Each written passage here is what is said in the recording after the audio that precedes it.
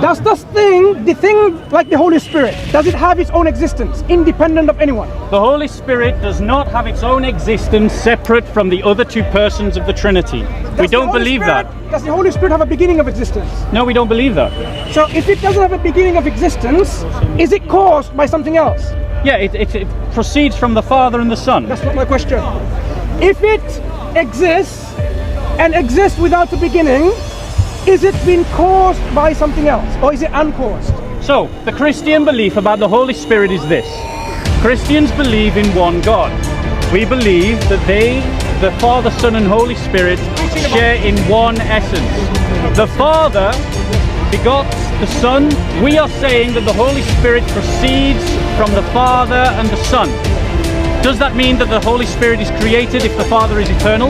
I asked you, is the Holy Spirit caused You by... asked me questions, No, I'm asking you a question. No, I haven't finished. You have asked me questions, now you answer my question. The Father is eternal, the Holy Spirit proceeds from the Father. If the Father is eternal, does it not follow that the Holy Spirit is also eternal?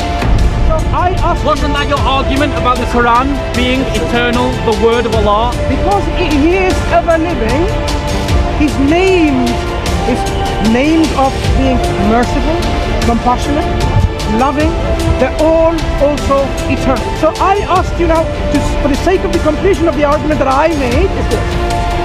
Holy Spirit exists in your belief, exists without a beginning in your belief. Is this existence independent, you asked, independent of what? So I'm going to ask you is the existence of the Holy Spirit caused by anything? Instead of answering that question, what you did is, Christians believe it proceeds from the Father. This is not what I asked you. So I asked you question about causation. You've so asked the question several times. Allow me to answer it again. Okay, Mansour is asking, what is the cause of the Holy Spirit? The assumptions of the question are wrong. Again, Christians believe that the Holy Spirit proceeds from the Father and the Son. If the Father is eternal, then that means the Holy Spirit is also eternal. This is exactly the same logic that Mansour used to defend the idea that the Quran was eternal. Perfect. So why does he create a double standard?